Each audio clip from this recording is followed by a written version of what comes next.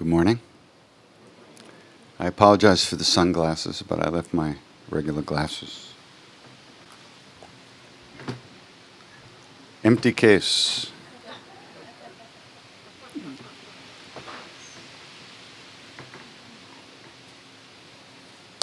So, first victim.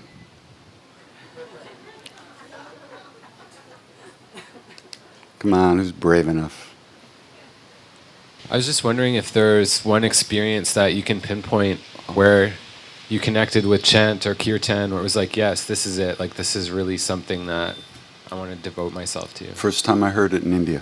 I was walking around the lake in this town when we first got to India, up into the mountains, and I went for a walk around this lake.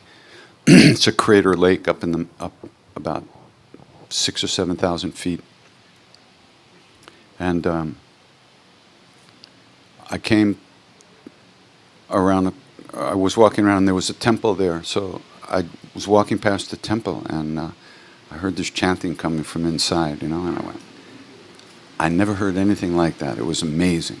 They were really, really rocking, and it had to be holy stuff because it was in a temple. But I never heard that kind of intensity with holy stuff, The temples that I know about on Long Island, it was just moping and groaning. So, no offense, sorry. But that's what it was. So when I heard it, I couldn't believe it. So I just stopped, and I was standing outside, like almost in shock. And some guy was coming by on his way into the temple. And he grabbed my arm, "Oh, Cello, come in, So I go in, and I'm sitting down, and these guys were rocking. They were singing, they were yelling. It was so incredible. And they come on, sing. I didn't know what they were singing. I started making all kinds of noises, and they would laugh at me, But it turns out it was probably the Hanuman Chalisa. I think it was a Tuesday, and it was a Devi temple, a goddess temple, but they used to get together there and sing Chalisa. Because in later years, I spent a lot of time in that village, in that town. So immediately, I just said, I need this. This is what I got to do. Not what I got to do. I need this. I got to be around this. So, and I wasn't collecting stuff, to bring back to America to sell in the marketplace and make a career, because I was never going back to America. Right. It was just instant, right? And I used to, on Thursday nights, the Muslims in town lived right behind the hotel that we stayed at. It was a very simple place, but they call it a hotel. And but you couldn't get back there. And of course, I didn't know if I'd be invited. So I used to stand on a bucket in the bathroom, because there was a little window. And I couldn't see out the window, but I could hear if I really, I fell off the bucket like 20 times, but I kept listening, because on Thursday nights, they did their kavali, their singing, right behind. It was all the washermen and the dobies because they did all that kind of work. So they would sing, they would get together, and it was just unbelievable, This was before they had TV, really, and all the modern stuff, especially up in the hills, because they're much further behind, technologically wise. And so Western culture hadn't quite destroyed the place yet. Now, there's still villages, there's still places where it goes on, but it's all different. All the kids want to go to Delhi and wear their pants down here and be gangbangers. Yeah, I'm telling you, that's what you see in Delhi. So, yeah, it was just instant. So then I just kept, anytime there was chanting, I just went there and I tried to absorb it and figure out what was going on. And then I started to learn a little bit of Hindi and just trying to just stay close to the fire, How did you get into doing workshops? When did that happen? What time is it? It happened at noon. I don't know. I think, well, to tell you the truth, maybe I won't tell you the truth, but it just started, it evolved naturally because, I've spent half my life in India. I've spent half my life dealing, or more than that, what am I talking about? Half my life was 20 years ago. I spent 3/4 of my life immersed in this kind of stuff. And then you go around and you sing with people who just came after work one day, and they have no clue at all. Not that I do, but they have even less of a clue than me as to what this is all about. So I thought it would be good to get together and talk about stuff, and because also a lot of stuff comes up when you start doing these practices. And I was just reading something this morning. I don't know if you know about the myth or the story of when the gods and the demons churned the ocean to get nectar out of the ocean. The first thing that came out was poison. And the poison was going to destroy the universe. So they appealed to Shiva, who drank the poison, and he kept it in his throat. And it turned his throat blue. And that's why he's called Nilakant, blue throat. So he held that poison in his throat to prevent the universe from being destroyed. I have no idea what this really means, but that's the story. But when you start to do these practices and you start churning the mind to find love, the real nectar, the first thing that comes out is the poison, is all the stuff, anger, greed, selfishness. You become aware of all the crap we carry around. And so people were I just thought it would be useful for everybody to share what goes on, the processes of dealing with that stuff. Otherwise, that stuff will kill you, or just completely, what's the word? Depress you and not let you move forward with on the path, because you feel it's just too much. This isn't working, but actually it is working, which is why you feel worse. So so I started doing this because, when we talk about this stuff, when you talk about something and say it out loud, first of all, it shows each one of us that we're all just as screwed up as the person next to us. And that makes us feel better. How's that for compassion? And it makes us understand that everybody's going through the same stuff, that I'm not so bad. Everybody's got the same bullshit to go through. So that's one of the reasons I do it.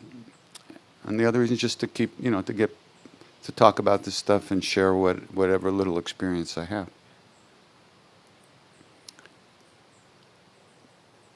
I'm not going to pick. Somebody else pick. You got to pay her. She needs a house, a car, new computer. Come on, you want to ask a question? Cough up. Hey. Hello. Hello. So, you talked about staying close to the fire and holding on to this nectar. And I think one of the things that I didn't say holding on to the nectar. Oh. So I know I didn't say that. I don't say things like that. Like, I don't call weekends ecstatic chant weekends. It's too much pressure. What if I don't feel ecstasy? Have I failed? Come on. Let's get real here, we'll get to you. There was a great Lama pointed out that Westerners think that bliss just means a little less pain. That's not the case. This is what we were talking about yesterday. Some of these words that people use, that we use, karma, seva, etc. Bliss is a good one. We think we know what bliss is, but we don't. We think bliss just means feeling a little less bad, sometimes. But that's not the case. Bliss is a particular experience that one might have if one really dedicates oneself to these practices and to the path. It's not just a little less pain to get through the day. So ecstasy is also one of those words. Ecstasy is not just feeling a little less bad. Ecstasy is something particular that you feel. When A plus B equals C, divided by 3 is ecstasy. So I really don't like to use those words because they're misdefined in our minds. And that creates confusion, and it's misleading. Because if you don't feel, if somebody says that and you don't have that experience, what you think is that experience, then you feel bad about yourself. And there's no reason for that. Okay, Wendy, go for it. I guess part of my question is making the transition back to what I call the default world, going back after having this sort of spiritual alignment and mental floss in these workshops. Well, you'll crash. You'll get depressed. And that's a reasonable response, believe it or not. Because there you are, you're pulling up into a gas station, and the guy looks at you like, yeah, what do you want? Or you're going to a store and says, how much? Here's your change. They're looking at you like you're, the piece of crap that they feel that they are. And they treat everybody, we all treat everybody the way we feel. So here, everybody's kind of dedicated to opening up, to trying to see the good in ourselves and others. And so we're giving everybody a bit of a break when we meet them. We're not classifying them and cranking them down to the lowest common denominator. But it's like when I'm in Brazil, it's a different culture.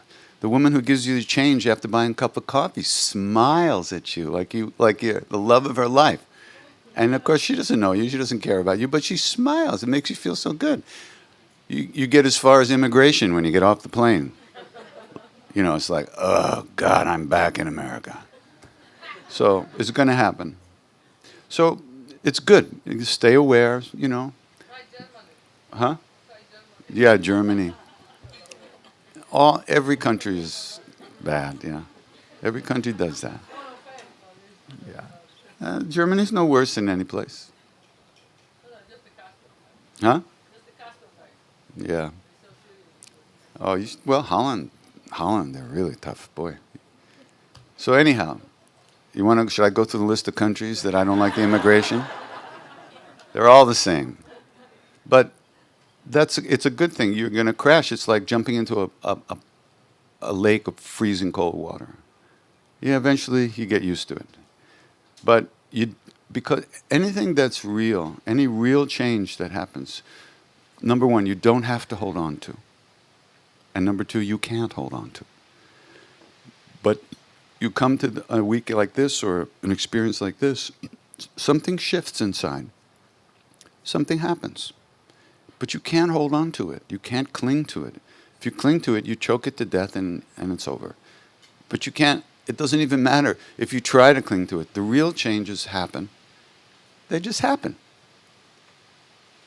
It's not up to us to understand it or to hold on to it. It's up to us to live, to move forward in life day by day in the best way we can. And so you begin to notice how people look at each other in cultures like, in other cultures. You go there and you see what we do to each other, how we immediately crank everybody down and put somebody in a box and label them. And we don't see them, really. And we do it too. One of the things that happens when you start doing more practice and start taking better care of yourself and being good to ourselves, is we start to notice other people. Not just as objects, but we notice other people. We notice that they might be hurting. We can see the pain in their eyes. We can see that somebody's going through something. And we see how we always take these, if somebody does something, snaps at us or says something that we don't like, we immediately react and think that they did that to us. They did that. They aimed that at us, right? We take it personally. We do. That's the only thing we know how to do, is take stuff personally. So I told this story many times, but I was driving down to New York City on the Palisades Parkway to a radio station that wanted some CDs, and so I was bringing some of my CDs they were going to play on the radio. So I'm driving along, and I have the CDs on the seat of my car, right? So I'm driving, I said, hey, why don't I listen to this stuff? Everybody else listens to me in their car. I ought to listen to me. So I put me in. And I'm driving along, Hare, this is great. I like this. This is good. Who's this guy? I like this guy. Hare Krishna, Hare Krishna. And somebody cut me off and almost actually, I had to avoid the car. I almost had to go off the road. Son of a... Hare Krishna. But that wasn't enough. I pulled out. And I wanted to see who did this to me. And I sped up, and I got up right up next to this car, and I'm looking down. Who is this? Who did that? And there was this little old lady, just like trying to see over the steering wheel. She just starting to stay on the road for her life. She was just like this. Now, did she do that to me? No, she didn't even see me, obviously. But did I take it personally? Yes. Don't we all do that? Yes.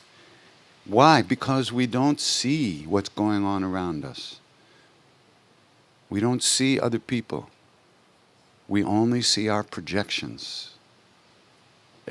Other people are just a screen for us to project our crap onto.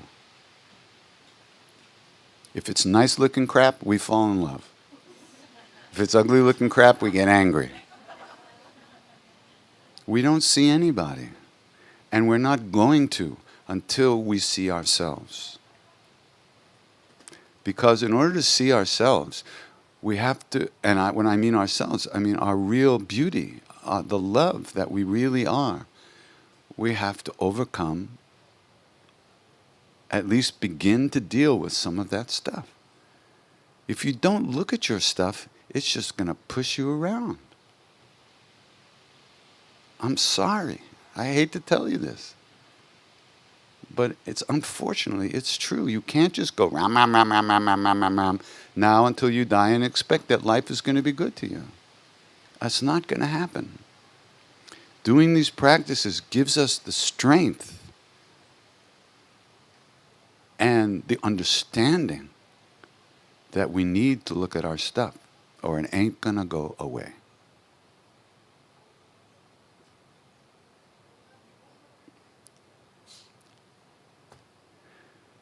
I really am sorry, because it's a pain in the ass to have to look at your stuff, to recognize the way that we turn ourselves off and we turn other people off, the way we use stuff to attract people to us and push people away, and how we get through the day. It's very hard to look at because it's not very pretty. But that's just our stuff. That's not who we are. But we don't know who we are. So how hard must it be to notice our stuff if we don't know who we are? How do we find out who we are? We do these practices. And gradually, but inevitably, this presence and love and beauty that's hidden in our own hearts is uncovered. How much did you pay for that seat? I want 10%. What is this?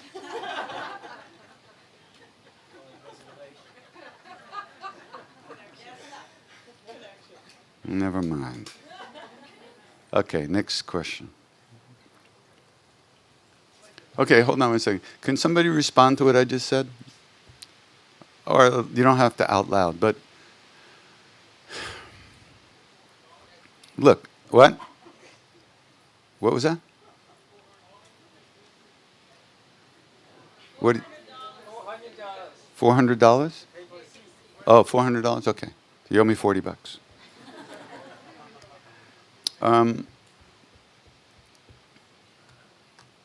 Okay, next question. I'm not going to even try to reference what you said earlier. I'm not going to make that mistake. But I was hoping you could talk a little bit more about what it's been like to try. I'm sorry, it's my... integrate and reconcile the beliefs you developed growing up and that you developed that you were raised with versus what you encountered in your experiences? Well, I know what you're talking about, so I'm not going to answer it right away.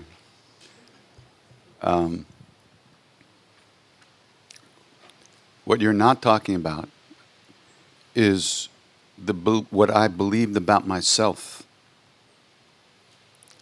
from growing up in a culture and a community that believes certain things about themselves. I'm not talking about religious beliefs here. I'm talking about how I saw myself as a person.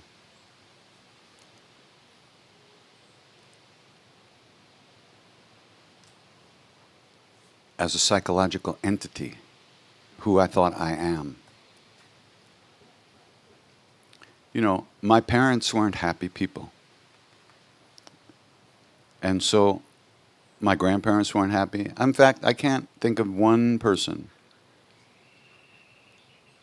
They used to call my Aunt Bella a saint. My great aunt. Why? Because she never complained. That qualified her to be a saint in my family. She's the only one that I met in my family that was even partially at peace or had any kind of happiness at all. Nobody that I met growing up was happy. Nobody seemed to know anything, about life. How would I even get the idea that there was anything to know? How would I even get the idea that one could be happy?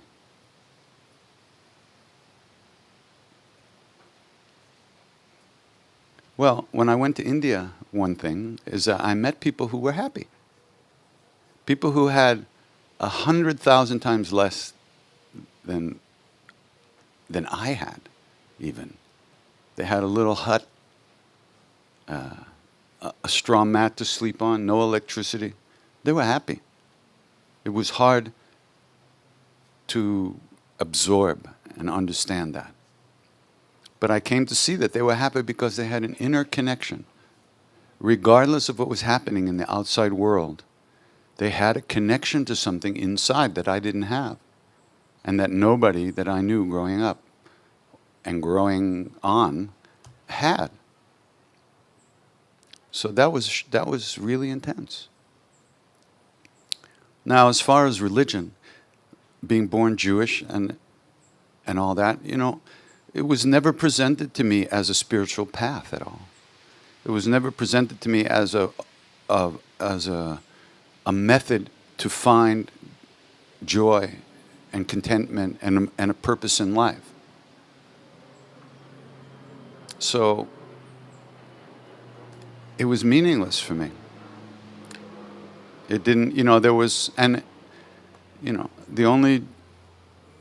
we had family meals where the family would come together, you know, at some of the holidays. That was as Jewish as we got, you know.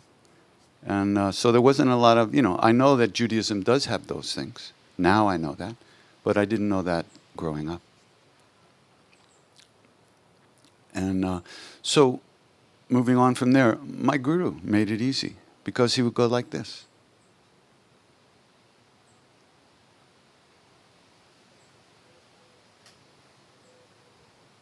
That's what he would do. And we said, Baba, what does that mean? And he goes,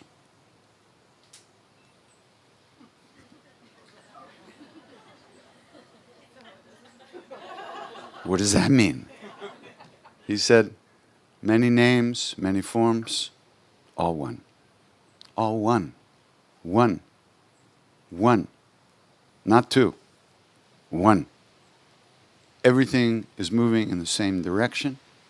All paths lead to the same goal. Every individual is part of the great oneness. There's only one thing going on here. That's what made it easy.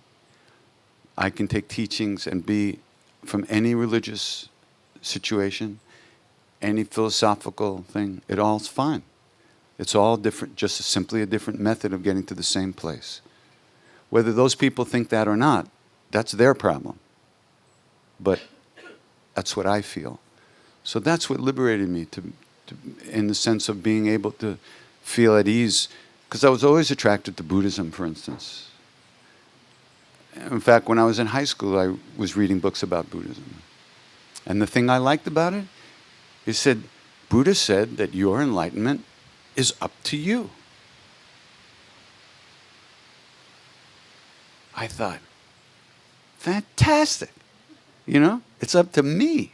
It doesn't depend on my parents or my elders who didn't seem to know anything or anything like that. It's up to me. That was extraordinarily empowering. Of course, not enough, because I had so much crap to go through. But still, at that time in my life, it was a really powerful experience. And then, so one day I was sitting with Maharaji, and he took my book. He saw one of my books, my notebooks, and he grabbed my notebook. And he started going through it. And this notebook was where I wrote down all these prayers from whatever I was reading. I wrote down stuff from that. You know, I kept that. So he starts going through the book, and he stops at this one page. He says, "What's this?" And I looked, and it was this Buddhist prayer. And I'm in a Hindu Hanuman temple. And there's this Buddhist prayer, and I just went, "It's Buddhist." And he said, "Oh, translate." So I couldn't translate it. So there was an Indian guy there who was very good with English. So he translated a few verses, and Maharaji goes, "Teak, correct, good." And I thought, what? How could that be? This is like, what? And it was really confusing. So he kept going through the book, and he came across a picture of himself. And he holds it up and said, "Who's that?" I said, "Maharaji, it's you." He goes, "No, Buddha."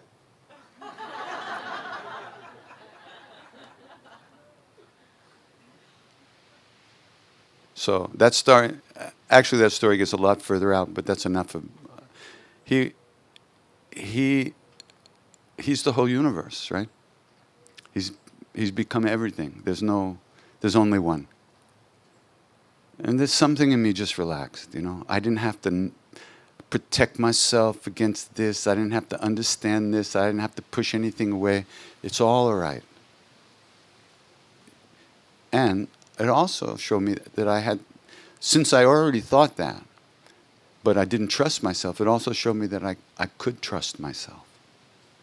Trust my intuition about things. And that, in fact, I had to. That's a big thing. For instance, when I started chanting with people, there was nobody doing this. Who was I going to ask? Is this all right? I didn't have anybody to ask. I had to listen to myself. I had to listen to my heart. So I did. And I do. And sometimes it's not easy.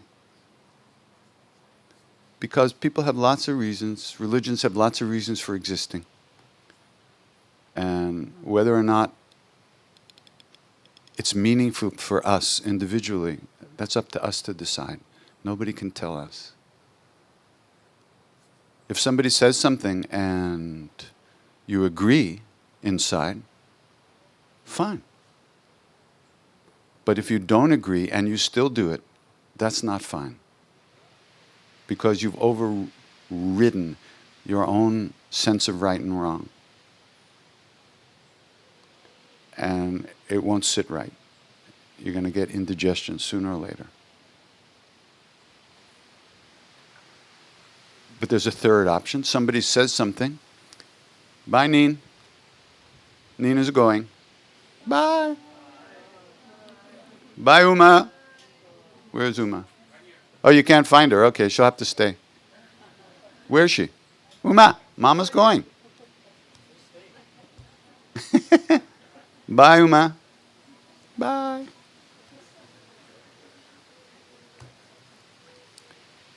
So the third option is somebody says something and you don't know. You're not sure how that feels. Maybe it's right, maybe it's wrong, but you don't know. So you have a couple of options. You can either blow it off, or you could say, I'm going to try that and see how it goes. That doesn't mean you should fall asleep into it. It means you should try it and see if it works for you. You should always pay attention to your own feelings, your own intuition, and your own heart. And if something isn't right, don't let anybody tell you that it is. Because it isn't. Until it is. So it's up to each one of us to decide what we are going to do in any situation.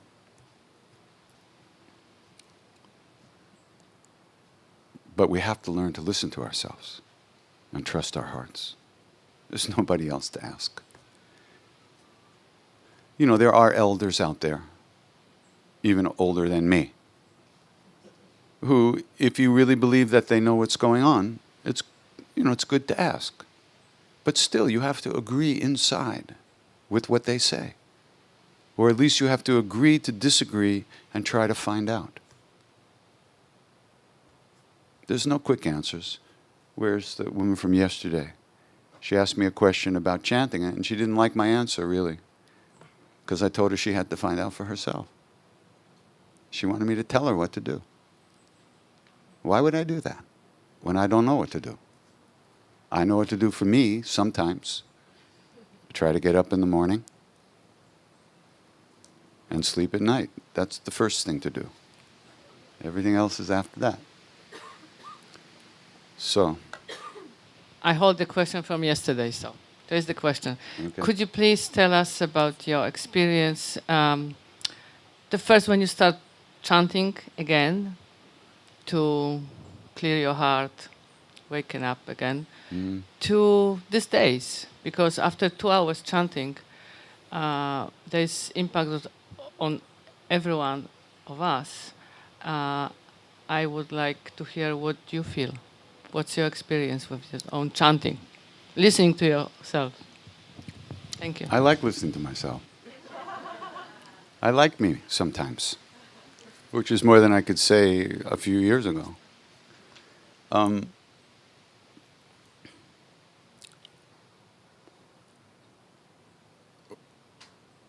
no different than anybody. When I sing, I do the same thing that you do, or should be doing. I try to pay attention and sing. And if I notice I'm not paying attention, I come back to the chant. Just the same practice that I tell you to do, that's what I do. What I experience, I don't even pay attention to what I experience that much. I simply chant. And I try to pay attention to the sound of the name arising out of my mouth, out of your mouths, in my mind and my heart. That's all I do. That's what I suggest that you do. And whatever you experience is good, but just keep chanting, because you can always go deeper. As long as you're aware of something, it can be let go of.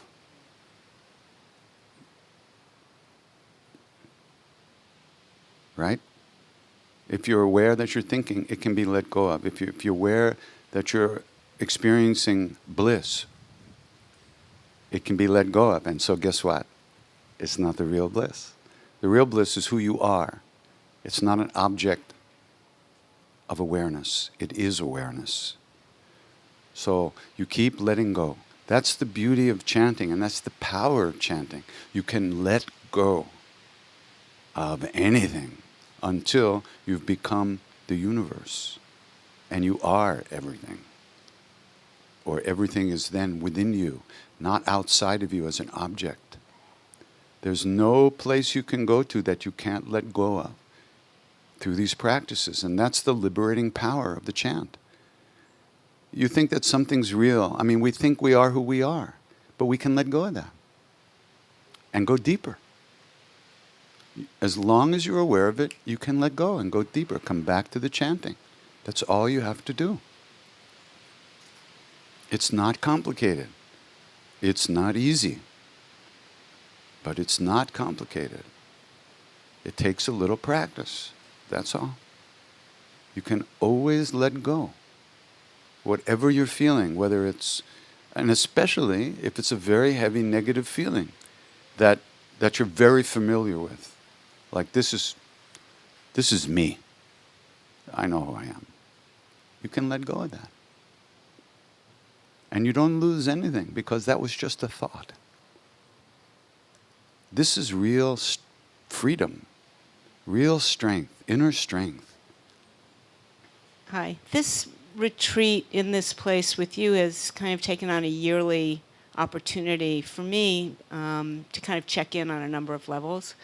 And so I'm wondering if there's anything that you noticed that caused you to pay attention and really resonated over this past year that you'd care to share with us.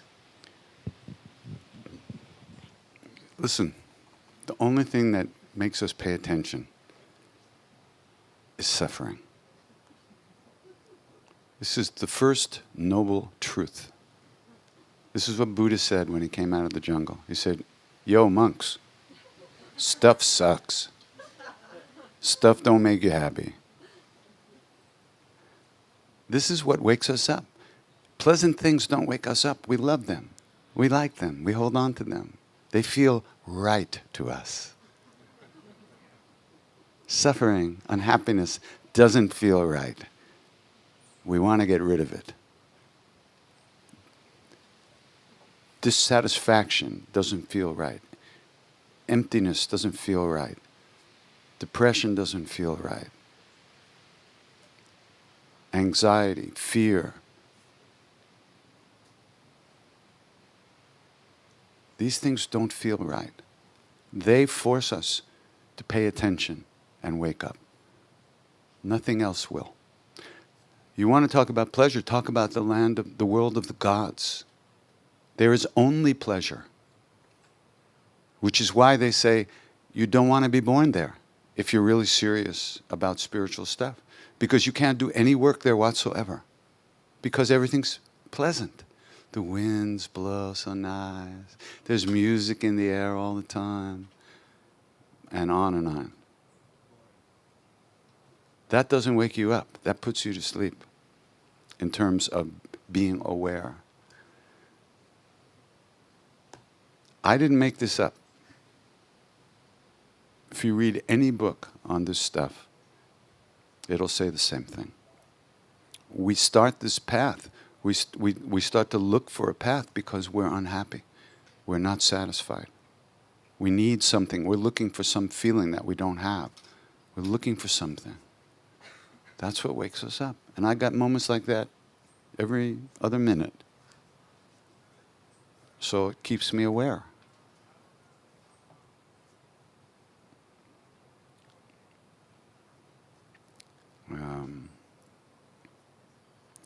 Maharaji himself said, "I love suffering. It makes me remember God." I hated that. I hated him that he said that. First of all, he doesn't need any help remembering God because he is God, so it's a whole other thing. But he said that for us, but you know what? It's true. You know, I can't say I love suffering, but it does make me remember to pay attention and look at stuff and do my practice more intensely. Hi. Hello. Where are you? This way. Hi. I'm the one that didn't like your answer, so you said. Good. But actually, after a moment of, you read that right, Good. but then I got it, Good. and I want to thank you because now I don't have to ask anymore. Good. But I do have another question related to this subject of the suffering and to be aware as an artist, as a human. Something that I've thought about, and I was saying this yesterday, I don't want to have to struggle and suffer to be compelled to do the art. Should have thought of that before you were born.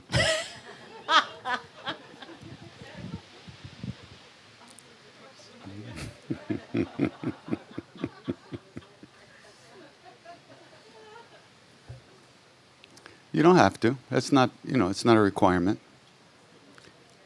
It's not a requirement. But so much so-called art does come out of the desire to overcome negative situations. Artists and musicians are both and sometimes very crippled as human beings because they have easy access to the beauty of those realms. And so they never want to stay here and work on the shit. So they just go, I'll get my guitar and play a song. And that's why musicians are not happy, necessarily. And that's why chanting is not about music. Music is it's the medium of expression of the name. The name is the medicine, not the music. If it was the music, every musician who ever lived would be happy. And I don't think so. Hi. Here. Hi. How you doing? Good. Good. I really like your story about the car with the old lady. Mm. It made me think about like all these days. Sometimes that you get angry about nothing. There will be the same situation that you would not get angry because you're in a good mood, but because you're like in a bad mood, then you get angry. Yeah. And like this lady was lucky to be in the car, but like if, for example, you are in front of the person and then you get angry at that person, you were not able to not be angry finally, but then you realize afterwards. Yeah. My reflex is to excuse myself and then explain, like I didn't mean it or blah blah blah. Your reflex is My to what? reflex is that to excuse myself afterwards. Excuse yourself afterwards. Yeah. But sometimes also I have the reflex to not say it before, but then you have like all this accumulation. Like, you're pissed off, but you don't say it. But then finally it's like, is it better to say it or to keep it? I know that in fact it's better not to be angry, but sometimes it happens, Well, no, you can't say it's better not to be angry. Oh. Because anger happens. Right? Situations occur. Would it be better not to get angry? Yeah, I suppose. But we do. So you can't say it's better if I wasn't angry, because you are angry, so that's okay. Now what do you do? That's the key to it. What do you do when you are angry? So first of all, through doing practice, eventually you get a vote as to how to react to a situation. Eventually, you start to see people around you in a different way. So if somebody comes at you with something negative, you can see the suffering in their eyes and that they're only acting out of their own pain. They're not really aiming at you. They're not even really angry at you. They may be trying to kill you, but it isn't about you. It's about them. And so at that moment, you have an opportunity to either let it go by, let it go through you, or to gently reflect it back to them, or just, you have unless, before you do this, you might get a vote, but that takes time. But you shouldn't judge yourself for having emotions. Everybody has emotions. That's what the world is. It's nothing but a stew of emotion. That's what it is.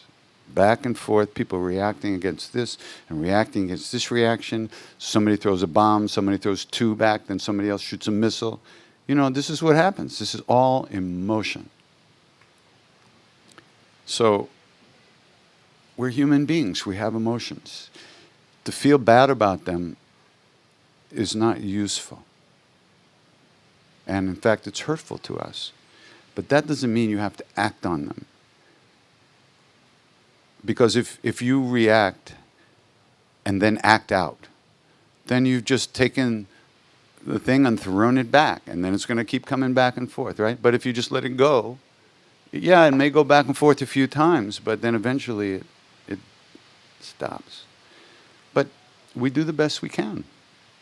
But please don't feel bad about being human. You have no choice about that. That's who you are this life. Next life maybe you'll be a mosquito. And you won't get angry at all. You just keep biting other people. But not out of anger. Or maybe you'll be born in the God realms where you only have bliss. But right now, here we are. You know, people. Maharaji he seemed to be completely human. He laughed, he cried, he ate food.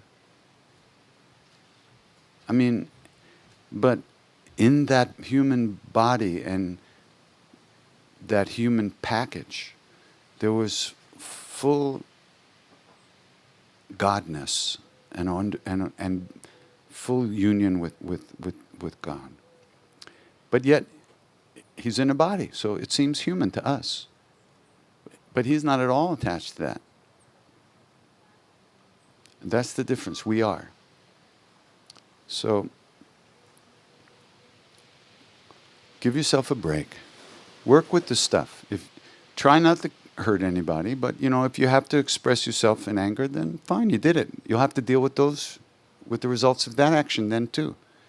Knowing that, if you really know that early enough, you might try to save yourself some tsuris. You know? Yeah, it's just like I understand what you said about not feeling bad, but then after you see that you hurt the person because you were angry, Yeah. and then this person received your anger, Yeah. even if you didn't want to, Makes she you even received feel it. worse. And here in the ashram, I see it occur a lot. Yeah. Okay, like I did the 3 There's months. a lot of anger in ashrams. Did you hear that? No, but there's 3 months. You know, I did 3 months of volunteering here, Oh yeah. and like I'm not the only one. Like You're the first one who's lived that long. I survived. And and then you see that it's a big domino, you know, somebody gets angry at you, and then Yeah. you get angry at the other, and the other gets angry at the other one. And it's like how to stop this cycle. Like it's really hard, and it's my practice of every day. I'm trying not to get in the cycle, but sometimes I'm like, shoot, I get into it again, you know, Right, in the right. cycle. Well, you know, the more aware you are of it happening over and over again, the more chance you have to step out of the way when the dominoes go by, you know, and then the domino falls down. It doesn't hit the next domino if you're not there. But you're asking a lot of yourself. That's not a little thing. That's a really big thing. Really. And of course, in an ashram situation like this, those emotions get magnified tremendously, which is really, it's good if you're also given a context of how to work with that. If you're not really given a context to work with that, you wound up just feeling worse about yourself for having all these emotions, and you have no way to deal with it. So that's what an ashram is for. An ashram is to allow you to experience whatever you experience and find a way to process that information. But yeah, if you lash back, then you have to deal with that, you know? And then it gets worse. It gets heavier and heavier and heavier, and the reactions keep coming and going. And finally, you just give up and you let the wave crash over you. You sleep for a couple of days and you get up and you start again. There's nothing, you know, there's no sense. At some point, it's not useful to dwell on how stupid we are, because we are. And that means we can't figure it out. We're too stupid. So let's just let it happen. Try to be aware. Try to be aware of how completely unable we are to really deal with life. The littlest thing. If I stub my toe in the morning, my whole day is ruined. Really. But I know people who live with such pain and physical illness, and they're happy. I can't even stub my toe. This is reality. This is part of me. This is the way I am. I have to accept that and move on from there. I can't pretend that I'm somewhere else. It won't help. So deal with what is. But when a big emotion happens, like anger or fear or real sadness and stuff like that, it's very hard to do practice at that moment. Almost impossible. So that's why you have to do practice regularly, because that's the only thing that builds up the inner strength to deal with these moments, to be in these moments. Forget about dealing with it. To be in these moments, to live through these moments without making it worse all the time. Regular practice over time. When you feel like it, when you don't feel like it. Because when the shit hits the fan, it's really impossible to be, I'm being calm. You know, so that's why we do practice regularly, every day. And we think, I'm not feeling nothing, it's not doing anything. That's not relevant kind of thinking. Just the sitting down to do the practice is the biggest moment of it. It's the most important moment. I'm relatively new to chanting, like maybe 2 years, 2.5. Me too. It's only 40. One lifetime, hardly anything. I have to tell you that there was a moment where I was needing somebody to connect with that chanted that I could connect with. I'd heard all kind of chanting, but there was something I just wasn't able to completely let go. And I knew that it was so powerful, but yet wasn't able. And in that moment, I prayed for someone to come along, and it was you. Me? Yeah, it was. In that, I'd never heard of you. I'm the answer to your prayers? You are.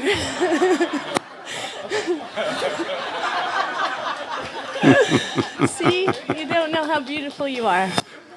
Oh my God, you better learn how to pray better, okay? But truly, I have such gratitude because of your honesty and your openness of being real. It means so much to me. And I can relate to so much of your story in your book. And so my question is... Oh, I think the battery's gone. Go ahead. If you would accept a gift that I made for you. As hard as it will be.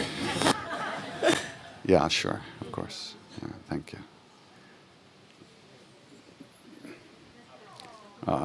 Thank you.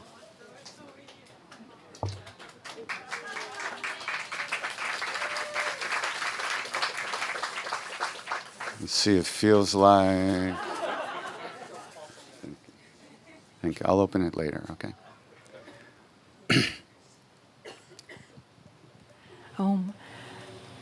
Yeah, Here. hi. Hi. I was just wondering, how did you find about your guru? Like, and how was the first encounter with him? Like, the first time you met him? Yeah. How what? And how did it feel? How did it feel? Well, really, I met Maharaji the first time that I met Ramdas. Ramdas had been with him in India and come back to America. And I heard about him from some friends, and it's a long story. It's in the book in more detail. But I went up to see him, and when I walked into the room where he was sitting, immediately, spontaneously, without a word being said, all of a sudden I knew that whatever it is that I was looking for in life, whatever it was that I was looking for, and I didn't know what it was really, but whatever it was real.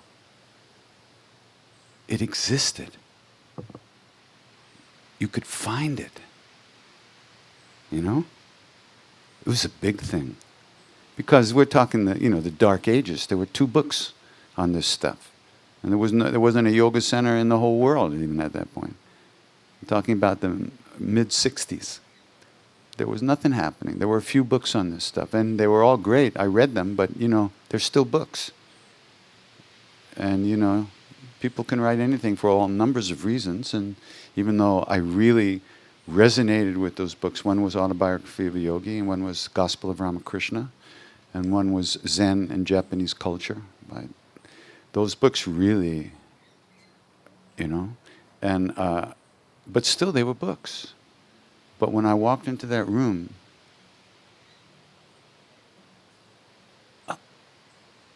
something happened, and I knew that this was real. It was real. And that turned into my guru. That turned into Maharaji. So I realized at that moment, was the first moment that I kind of felt him, his presence. That was his presence. Ram Dass had that. Ram Dass carried that and still carries it. And what you feel when I sing, you're hearing Maharaji. That's him. I'm just a schmuck from Long Island.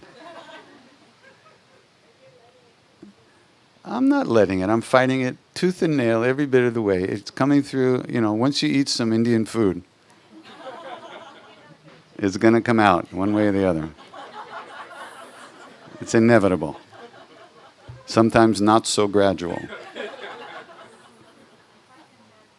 Because I'm reading right now the autobiography of a yogi. Yeah. So, and it's fascinating, and you really want to know more. Mm-hmm. But my question is, because India has changed, like I was in India last spring, and I think it has changed a lot, and the Gurukula system is maybe not what it used to be. Mm-hmm. Like when you were there and you were learning with the guru. So I don't know if it's a question or a comment, but it's hard to find like this connection that you are having with your guru. It is really difficult to find this in this modern times. Mm-hmm. Like reading autobiographies of a yogi is so inspiring, and it is empowering in some ways. Mm-hmm. But to but have it like hasn't this happened for you real yet. Yeah. So what are you going to do? Still looking, like Swami Atmananda was saying, we're still looking. You're still looking. Yeah. But, And trying to go within too, to listen to my own art. Microphone. And listen to my own art, Mm-hmm. and try to go deep down inside myself, because I know there's a divine part of me that needs to come up. So I know that, but it's just, I think that when you meet someone Sweetheart. such as your Sweetheart, guru, you want to fall in love. And you're in between. maybe I do. You're in between lovers right now. Last life you had one. This life you haven't found your lover yet. Okay. That's all. Guru is the lover of your heart, the lover of your soul. The one love, that's the Guru. So, and the Guru is not outside of you. The love is not outside. It's not outside. No, it's just how to bring it. It's not up to you. It's not your problem. Who made you the queen of the universe? Right? You're not. You're just like us. You're just another human. The Guru, everyone has Guru because everyone has a soul. Guru, God, and self, capital S, self, are one. Same thing. So the Guru can't be anywhere else but where you are. But we don't know where we are. Right? Why do we do these practices? To find out where the hell we are. To wake up. Right? But it's not up to you. We do our practices, we live our lives, we try to be good human beings, and at the moment that we're supposed to know something, we'll know something. It's not up to us. You can't make yourself fall in love. You can kind of convince yourself that you are, but you know you're not. So, relax. Be happy. There was a great saint named Naya Baba who said, don't worry, be happy. That's all he said. Don't worry, be happy. Well, he said a lot of other things, but is that easy? No. But the real point of the whole thing is that it's not up to us. When I sing, all I'm doing is singing myself into Maharaji's presence. That's what I do. That's how I sing. I sing myself deeper into the presence of that love that he embodies for me. But how do I do that? Not by like cranking up some emotional thing, by doing just what I tell you to do. Sing.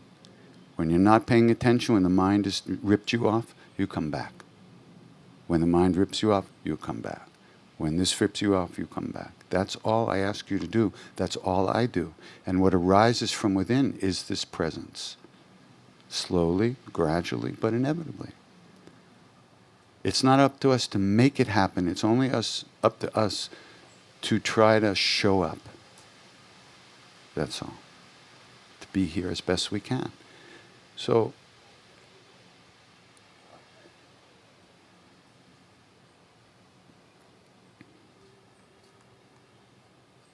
what are you going to do for the rest of your life? You want to be a good person, right? You want to be happy. Wouldn't you like to help people? Just like you said, more awareness. Yeah. Be conscious all the time. Try to be conscious, more aware. Maharaji used to say, we used to say, Baba, how do we find God? We figured he'd tell us. He seemed to like us. What did he say? He said, love people, serve people, remember God. Remember God is doing these practices. He didn't say, mope around until I come.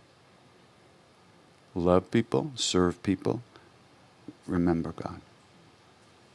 That's what you have to do. Serve people. Don't think about yourself. Soon you won't be there. And soon you'll be here. When you're not, we think about ourselves all the time. That's all we do. We wake up in the morning thinking about ourselves, and we spend our whole day thinking about ourselves. And we do it again the next day, and we're going to do it every day of our lives. What do if we wake up and there's no thought? It kind of ruins our day, doesn't it? So you can't stop thoughts from arising. We don't know how to do that. So we simply, when we notice that we're thinking obsessively, unconsciously, just flowing along, we simply come back over and over. And as time goes by, less of those heavy negative thoughts will arise. And we'll spend less time obsessed with ourselves. And when you don't think about yourself, guess what? There's nobody in the universe thinking about you. You think, because we're all just projecting on other people. Nobody's thinking about you. You're the only one revolving around your planet of me. And as soon as you stop revolving, that planet disappears. And then you enter a different way of living and a different way of being. And it's completely possible. But it's not a big bomb that goes off. It's gradual. And you have to hang in there, and you have to look at your stuff. You have to look at what comes up and see. We have to see our shortcomings. In order to really care about another person, we have to also care about ourselves. So what does that mean, to care about ourselves? It means to try to end our unhappiness, to try to be a good human being.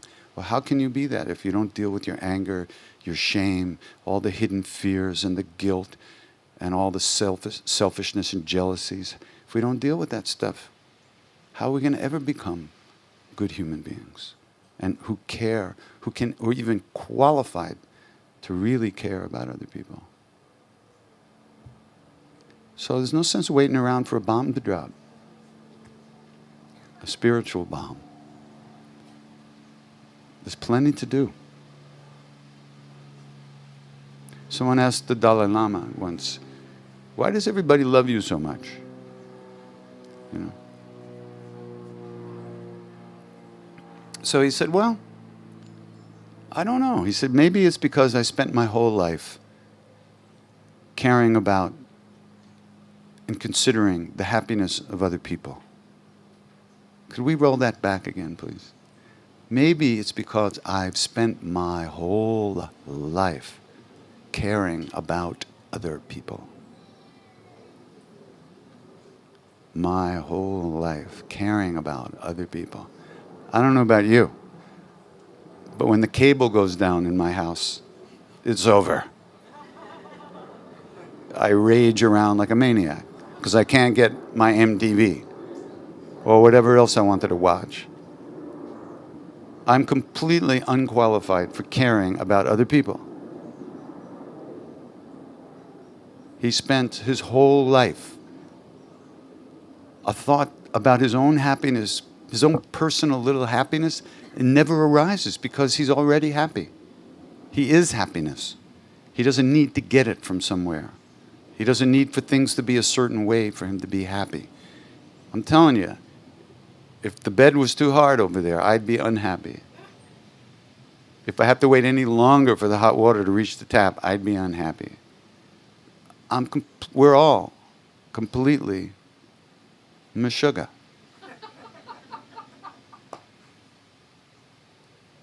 Our happiness depends on life treating us a very certain particular way, the way we want life to treat us.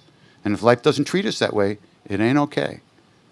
This is what's called small s selfishness, self-centered obsession. Why is His Holiness one of the greatest beings that ever lived? Because he never thinks of himself.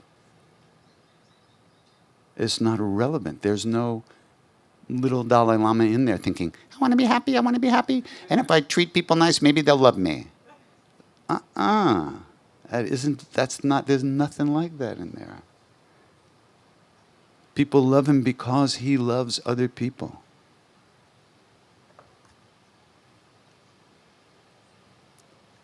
When I was going to kill myself in India, I was having a real meltdown in the temple. Maharaji was right there. So he called me and he said, what are you going to do, jump in the river? It was only 6 inches deep, but I figured if I jumped in and held my head down really, I could do it. He said, you can't die. You can't die.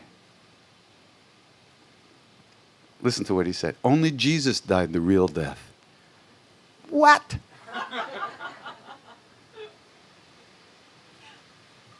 This little Hindu Hanuman Baba. Only Jesus died the real death? Then he says, why? Because he never thought of himself.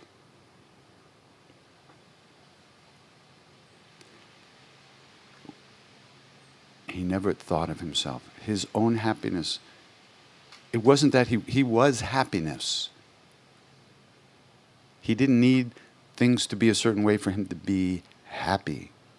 He didn't need to get the things he wanted and not have the things he didn't want to be happy.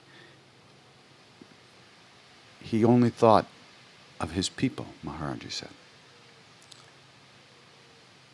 Very much like the Dalai Lama, very much like any saint you'll ever meet. Their own personal happiness the idea of that doesn't even arise. Because it just doesn't arise. There's no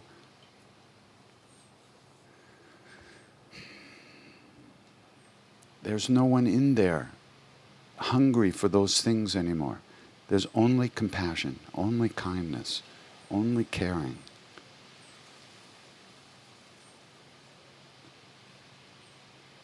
It's really hard to believe. And until you meet somebody like that, you won't believe it. But it's palpable. When you meet someone like that, if you're ever anywhere where the Dalai Lama is giving a talk, it doesn't matter if there's 20,000 people in the audience, you go. You're going to feel something. Because this is what this being is. And he's one of them. There are numbers of them around. And when and if we have the good karmas to meet them, we'll know what it's really like. And you'll know what's possible. But on the other hand, we all know what's possible, or we wouldn't be doing this. There's no reason to be here unless you already feel that some other way of living is possible, some release from the limitations of our daily lives. If we didn't know that that was possible, we wouldn't be doing this. So we're doing the right thing. But it takes time. I think that time has run out, but Time hasn't run out. I have a really good idea. Time hasn't run out. Okay. I have a question, but instead of the question, I think this would be better. the the sweet lady that gave you the gift that she made. Yeah. I believe, if I remember correctly, it's her birthday. Ah. And I was wondering if you have a rendition of Happy Birthday. I do. I definitely have one. Yes!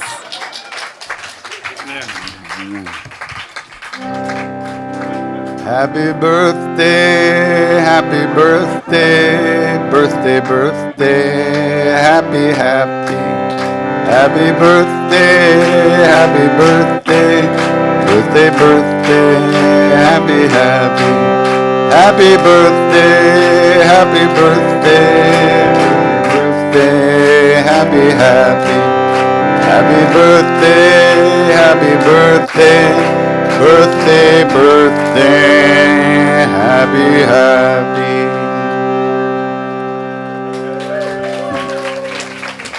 I have a present for you.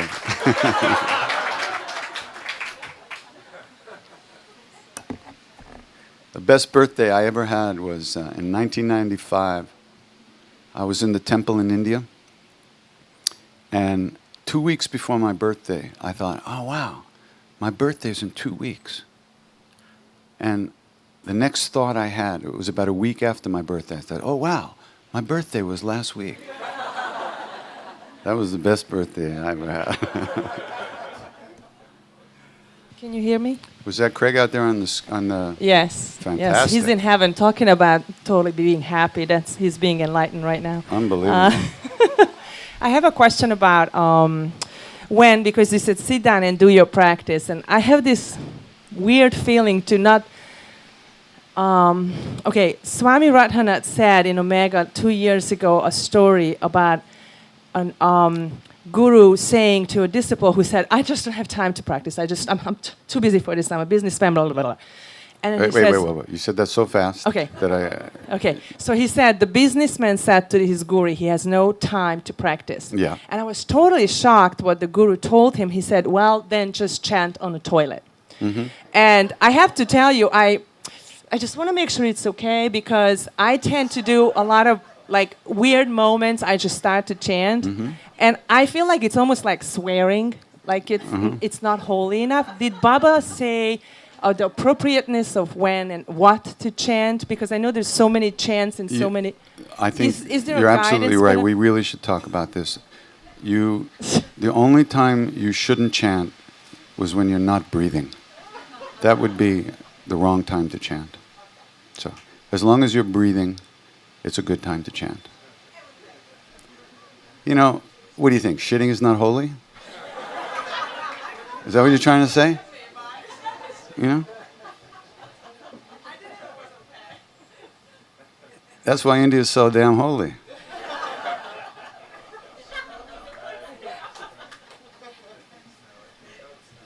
You know, first of all, it all depends who you talk to. If you're doing a particular type of practice and you're have a particular type of path and that involves certain things, you might not do certain mantras in certain places. But you know what? We don't know where we are. We don't know who we are. We don't know where we're going. Anytime that we remember to remember God, anytime is a good time. It's the best time. Because you don't know when the next time is going to come. So any time that comes to your mind and your heart, that is the best time.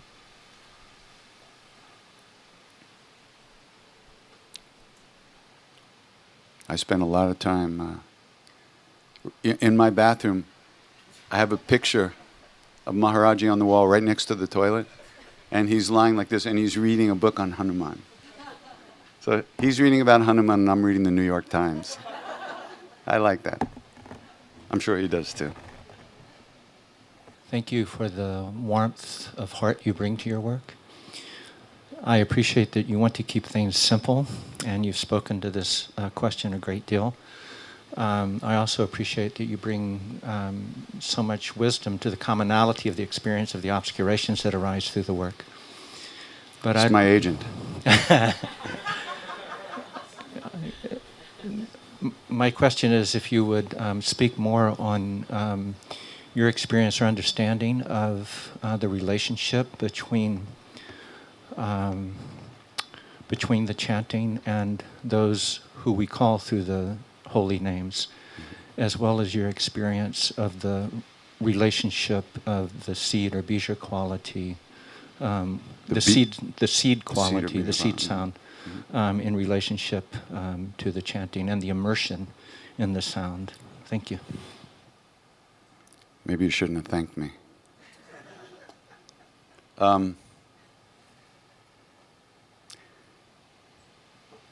I don't know who Ram is. I don't know who Kali is. I don't know who Shiva is. Why? Because I don't know who I am. You know, if we had been born in a different culture, we would look at things a little differently. But born in the West, my feeling is that we need to deal with what we know and with we don't know. And how am I going to know anything until I know who I am? On the deepest level, all these names are the names of that one that lives within us as our own true being. There are other levels where they also seem to exist as forms of that one with their own storylines. Is it necessary to know those storylines in order to become enlightened? In order to even become happy? I don't think so. Do you think so? I don't know. I don't think so. Maybe some people think so. I'm sure actually a lot of people think so. But I don't. And I've lived in India for 40 years. I spend most of my time in India. And I go to temples and I bow before the murtis. Do I actually believe that that piece of stone is God? No. Why? Because I don't know that I am God. Indian people bow before that stone. They have a different relationship to that.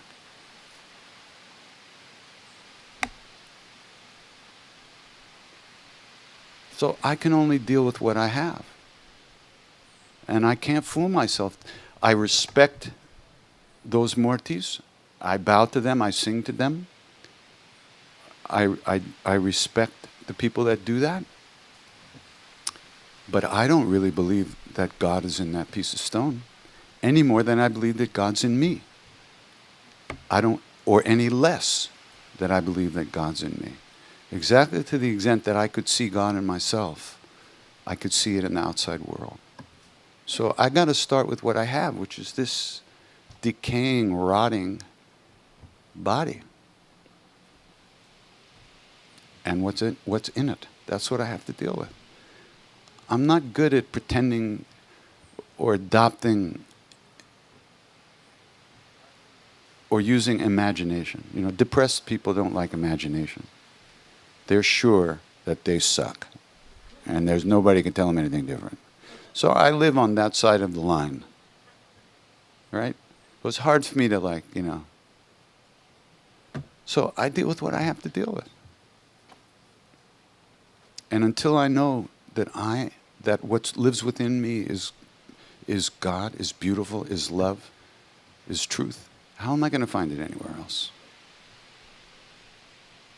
And to the extent that I know that, I do find it. Because there really is no outside or inside. However, that's a whole other story. But according to the experiences that I've had in my life, that's what I feel when I'm in the world, when I go through my day. And as far as bij mantras and stuff like that, I don't have a clue. I never studied anything like that. I don't know what the syllables of Ram mean.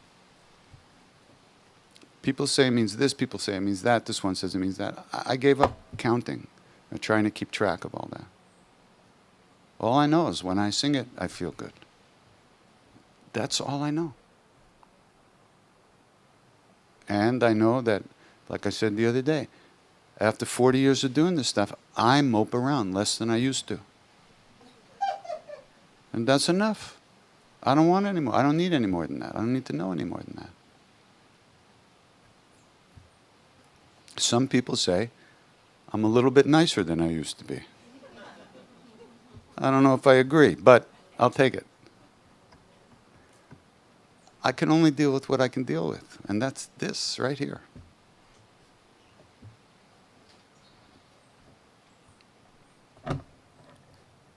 All that's required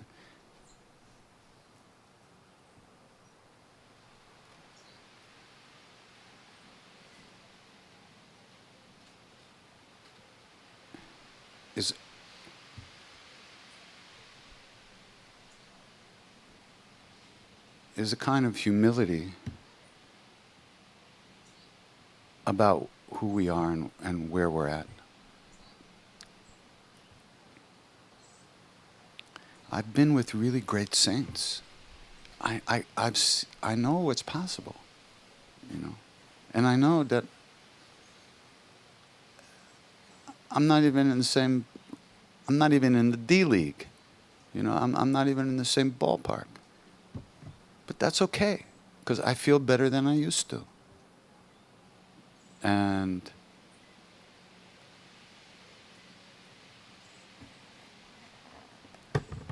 you know, when I started chanting with people, my understanding was that I had to chant with people. And it wasn't staying home alone and chanting. It was with people. So I always say, you know, I chant to save my own ass. That's why I chant. But what's happened over the years is that the definition of my ass has changed. Despite anything I might think or want or do, you know, we're kind of all in this together. We're here together. You help me, I help you. This is a group practice. And if I was home alone, I would be watching television. I wouldn't be doing this. So this, you help me, I help you. We're in this together. That's what I see this as being about. I don't know anything about these mantras. I don't even know what these miserable mantras mean. And I don't care.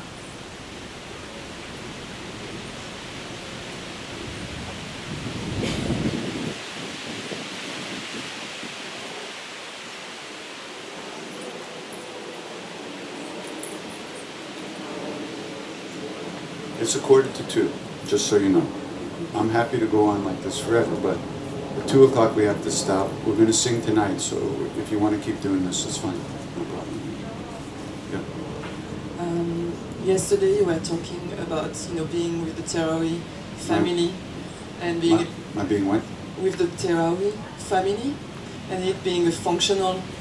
Yeah.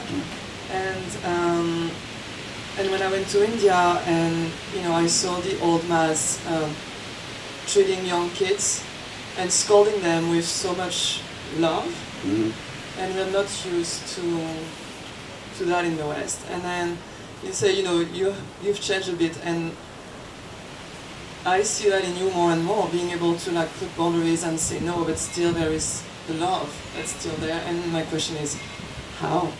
How what? How what?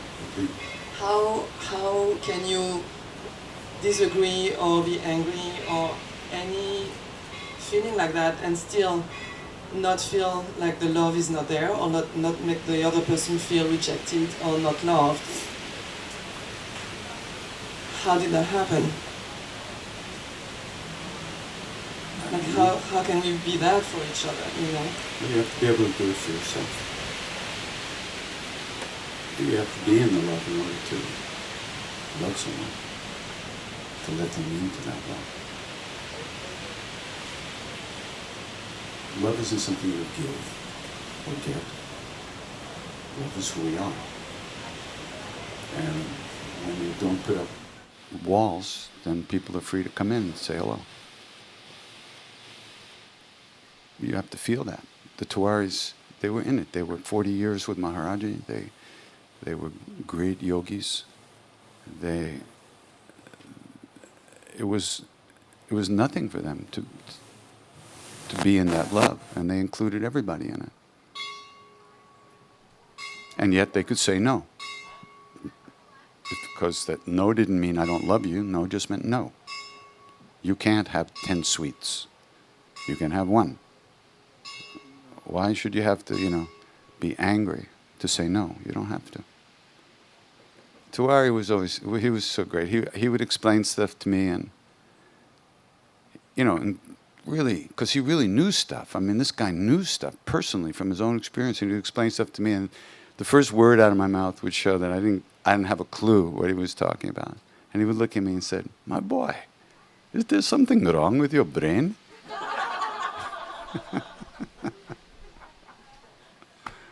I guess so.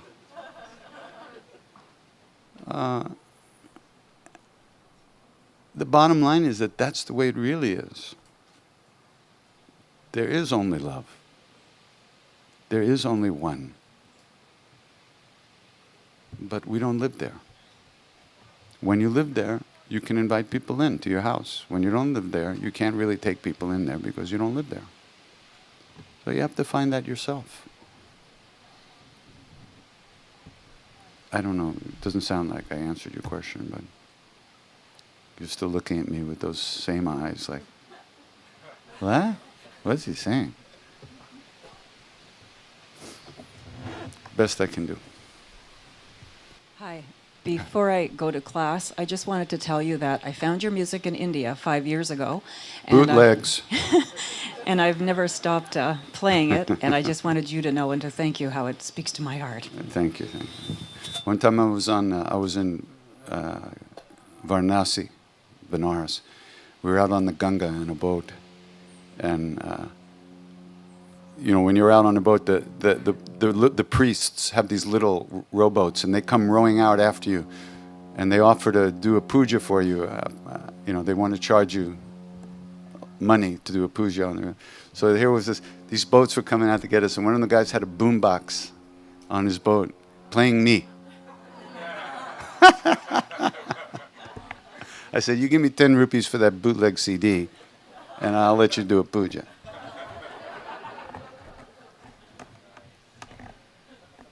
Thank you. Yeah. You were in India for so long. What brought you back to the United States? Bad luck. You know that song, if it wasn't for bad luck, I wouldn't have no luck at all? My guru sent me back. He looked at me one day and said, "Go back." I said, "What? I'm just learning Hindi." "Too bad. You have attachment there. You go back." And The go. So how was that for you? Horrible. Just to show you how crazy I am. So I figured, okay, he's sending me back to America. What I'm going to do is get as messed up as I possibly can. Let every nasty, miserable thing come up out of me and get totally screwed up, then drag my ass back to him and he'll fix me up, right? So I got way out on this limb, right? And he died.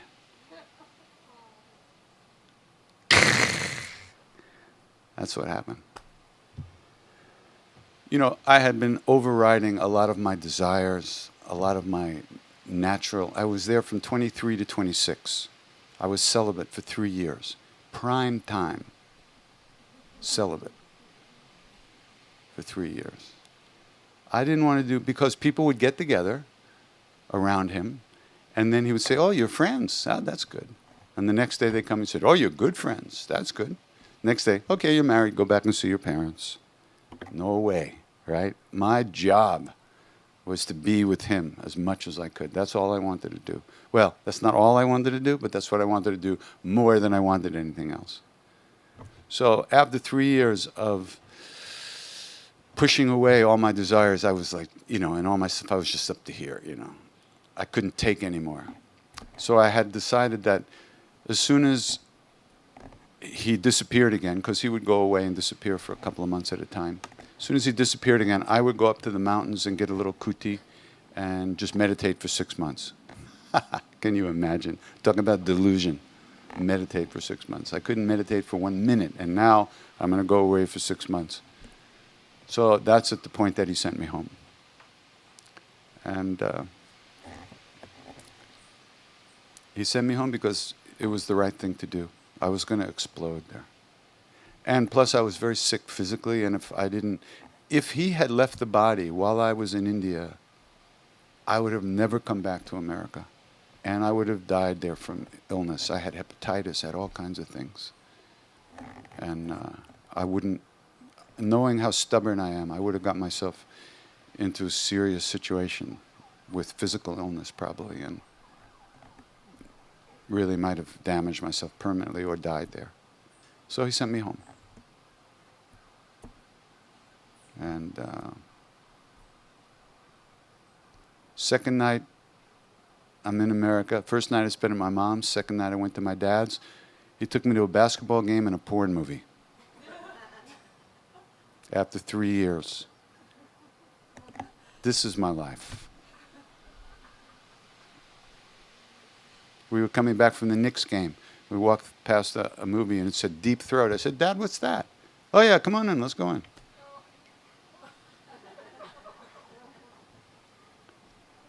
It's my father. So, anything else about that? Did I answer you?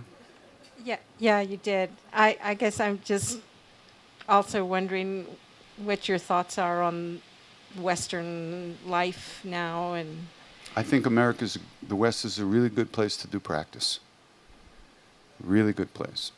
We have, most of us know where our next meal is coming from.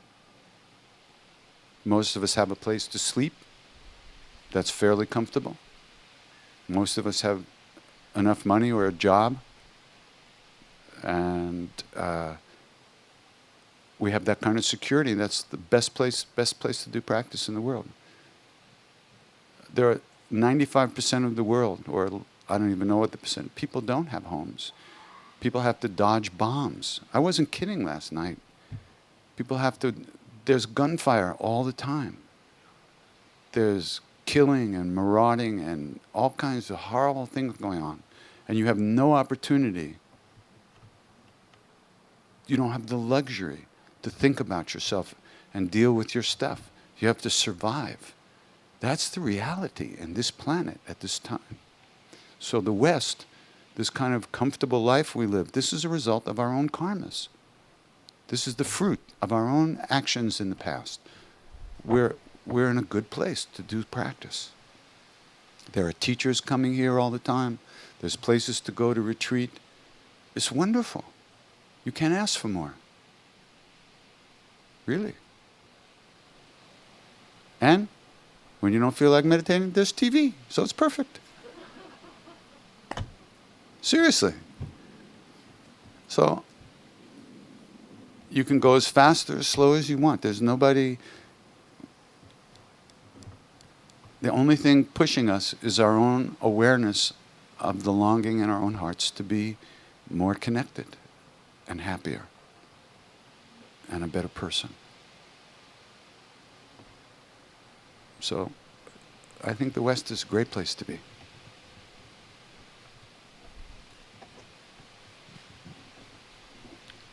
So I think it's almost, well, we have 1 minute and 46 seconds. One more song. Okay. I don't even have time to pick up the harmonium. One more question. Let's take one more question if there is one. Otherwise, okay, here it comes. Will you play the Krishna waltz? Tonight. Okay. Okay. So, somebody asked the question about workshops, why I do it. I think this is great. I don't know about you. You're sitting here. I'm sitting here.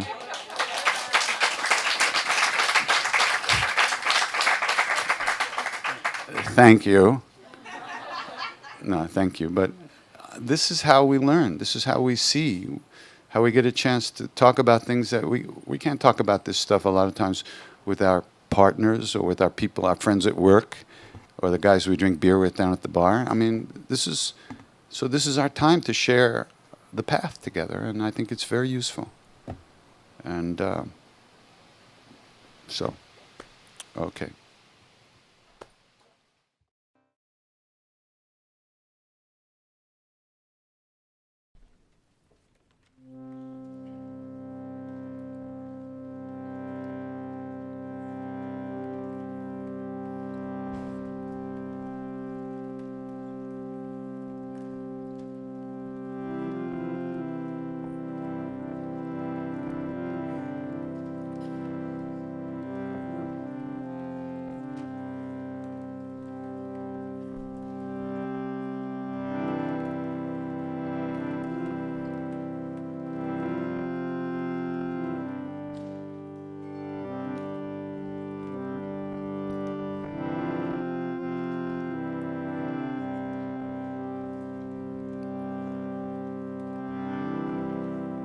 Yah Devi Sarvabhuteshu Vishnumayati Shabdita Namastasya Namastasya Namastasya Namo Namah Yah Devi Sarvabhuteshu Buddhirupena Samstita Namastasya Namastasya Namastasya Namo Namah Yah Devi Sarvabhuteshu Shaktirupena Samstita Namastasya Namastasya Namastasya Namo Namah Yah Devi Sarvabhuteshu Trishna-rupena samstita Namastasya Namastasya Namastasya Namo Namah Yah Devi Sarvabhuteshu Shanti-rupena samstita Namastasya Namastasya Namastasya Namo Namah Yah Devi Sarvabhuteshu Shanti-rupena samstita Namastasya Namastasya Namastasya Namo Namah Yah Devi Sarvabhuteshu Matrurupena samstita Namastasya Namastasya Namastasya Namo Namah Namastasya Namastasya Namastasya Namo Namah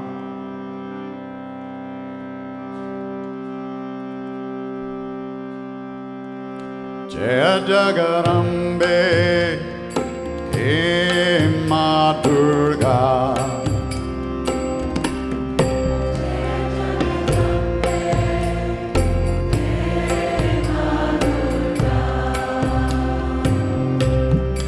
Jaya Jagarambe He Ma Durga